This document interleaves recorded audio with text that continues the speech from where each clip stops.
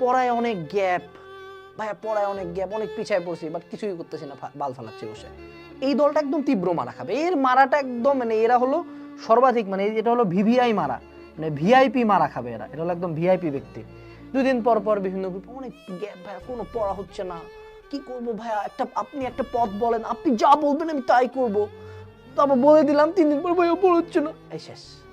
এই দলটা হলো এরকম যে ভাই আপনি যা বলবেন সব করবো। বললাম যে দিনে 10 ঘন্টা পড়, না ভাইয়া 10 ঘন্টা তো পড়তে ভালো লাগে ভাইয়া, 10-12 মিনিট পরে পড়ার মনোযোগ থাকে না। তুই মারা খাবি না তা কে খাবে বেটা, তুই তো খাবি।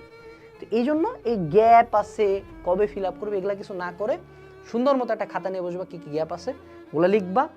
আগামী ধরো 3 মাস টাইম নেবা, যে এই 3 মাস 10 মাস 12 মাস যেটাই তোমার টাইম লিমিট থাকুক, টাইম লিমিটের মধ্যে প্রতিদিন দরকার হলে টেবিলে আইদার আমি অজ্ঞান হয়ে পড়ে যাবো, টেবিলেই ঘুমাবো, আমি ওখান থেকে উঠবো না, আমি টেবিলে ঘুমাবো, ওখানেই বসে খাবো, ওখানেই পড়বো, এরকম একটা জেদ ধরে পড়তে হবে। পড়াশোনা কারো ভালো লাগে না, ঠিক আছে, এটা মনে রাখবা। এইচএসসি জিপিএ 5 লাগবে, বাট এই জিনিস যখন তুমি অ্যাচিভ করো, তুমি দেখলা যে এইচএসসি জিপিএ 5 এর কোনো দামই নেই, আমি চান্স না পাইলে আমার কেউ 2 টাকার দামও দেয় না।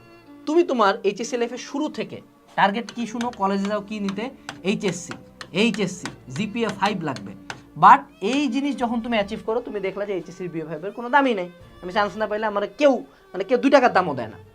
তো এই জন্য আমাদের পড়াশোনাটাকে এখন কি করতে হবে, একটু ট্যাকটিক্যাল হইতে হবে।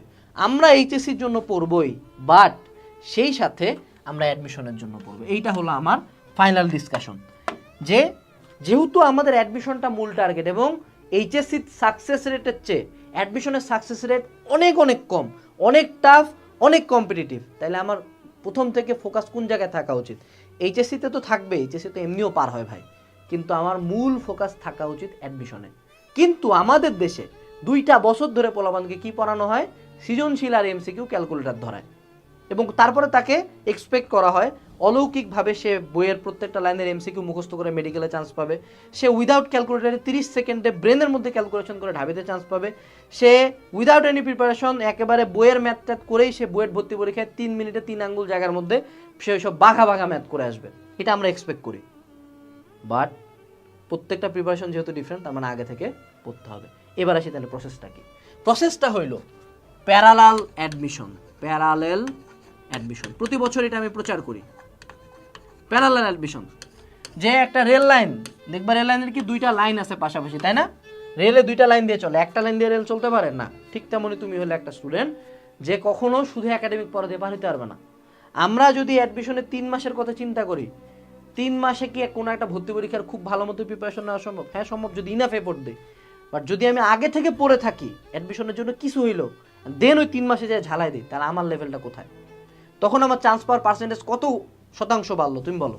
তখন আমি কত হাজারের মধ্যে ঢুকে গেলাম? You got your answer.